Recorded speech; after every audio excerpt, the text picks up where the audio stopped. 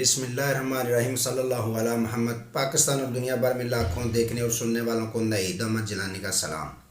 ناظرین، آپ کو جلانی جی یوٹیوب چینل اور فیس بک پیج پر خوش آمدید۔ امید کرتا ہوں آپ جہاں کہیں بھی ہوں گے اپنے اہل خانہ سمیت باخیریت ہوں گے، خوش بھی ہوں گے اور محفوظ بھی۔ ناظرین کرام، اپنی گفتگو کا آغاز کرنے سے پہلے تمام خواتین و حضرات سے یہ گزارش ہے جو ہمارے چینل پہ ابھی نئے ہیں وہ اپنا جلانی جی چینل سبسکرائب فرما لیں تاکہ روزانہ آپ تک ہماری نئی ویڈیوز آسانی کے ساتھ پہنچ سکیں۔ بلا تاخیر اپنی گفتگو کا آغاز کرتا ہوں۔ ناظرین کرام، سابق صدر اور سابق آرمی چیف پرویز مشرف صاحب کی میت پاکستان پہنچ چکی ہے اور آج 1:45 کراچی میں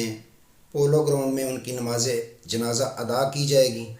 اور اس کے بعد فوجی قبرستان میں پورا فوجی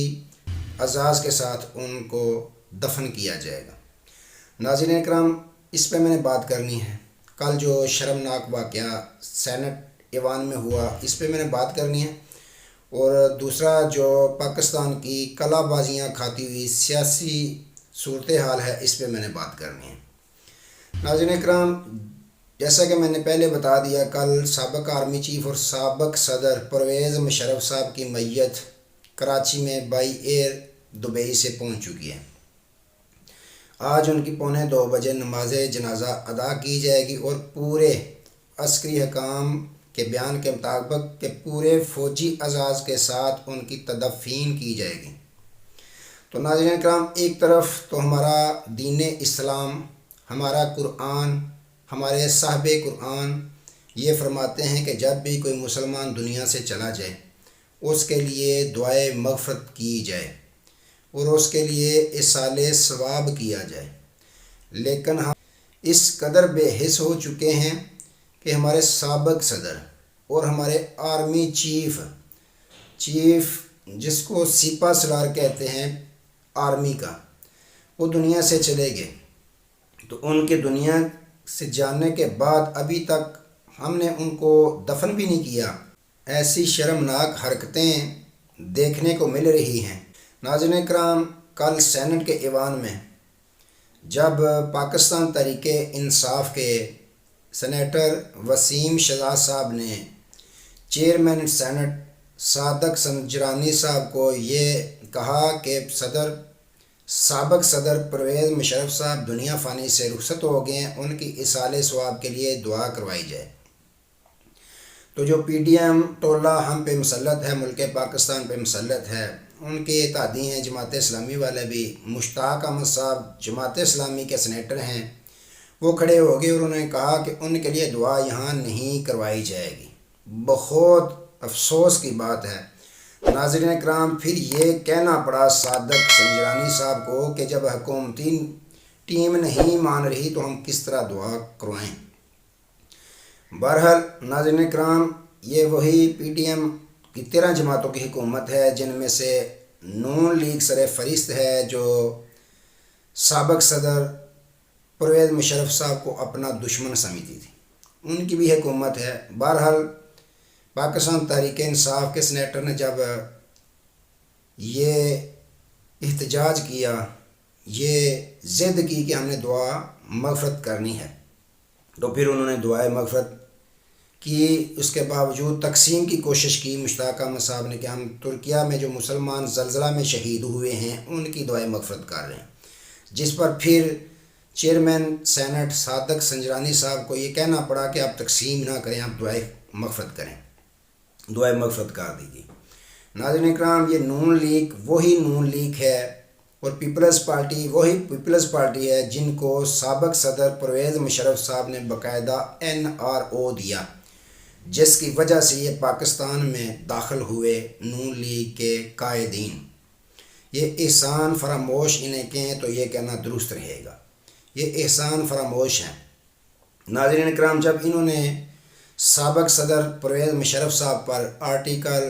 6 لگوایا اور یہ عدالت نے فیصلہ دیا کہ ان کی میت کو 3 دن تک چوک میں لٹکایا جائے، تو اس وقت کے آرمی چیف تھے جنرل راحیل شریف صاحب۔ جب انہوں نے چھڑی کو تھوڑا سا گھمایا تو حکومت اس وقت نون لیگ کی تھی، ان کی چھڑی کا گھمانا ہی تھا کہ انہوں نے فوراً سابق صدر پرویز مشرف صاحب کو ہسپتال بھی لے کے گئے، اس کے بعد پورے پروٹوکول میں ان کو دبئی روانہ کیا گیا۔ تو ناظرین اکرام، اگر اتنے ہی جرت مند ہیں تو آج ان کی تدفین جو ہونی ہے وہ پورے فوجی اعزاز کے ساتھ ہونی ہے۔ تو یہ روک لیتے حکومت ان کی تھی کہ فوجی اعزاز کے ساتھ نہ دفنایا جائے۔ اگر ان کو چھڑی کا ڈر نہ ہوتا تو آج بھی انہوں نے جس طرح ارشد شریف بھائی کی شہادت پر انہوں نے بیان بازی کی، مریم نواز صاحبہ نے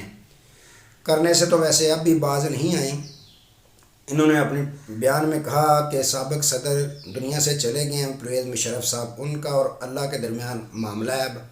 لیکن انہوں نے جس طرح ہماری حکومت گرائی تھی وہ بھی سب کے سامنے ہے، جس طرح انہوں نے ہم پہ ظلم کے پہاڑ اٹھائے تھے سب کے سامنے۔ تو ناظرین اکرام، یوں ان دونوں پارٹیوں پر کہیں کہ یہ احسان فراموش ہیں، کیونکہ سابق صدر پرویز مشرف صاحب کے ان پر بہت زیادہ احسانات ہیں۔ تو ناظرین اکرام، اگر اجتماعی طور پر دیکھیں تو جب سابق صدر پرویز مشرف صاحب کا اقتدار تھا،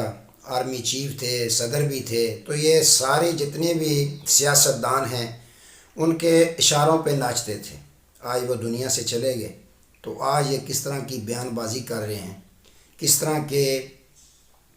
حرکات کر رہے ہیں جن کو دیکھ کر شرم آتی ہے کہ یہ کیسے سیاستدان ہیں، صرف اپنے مفاد کی خاطر یہ تمام کچھ کرتے ہیں،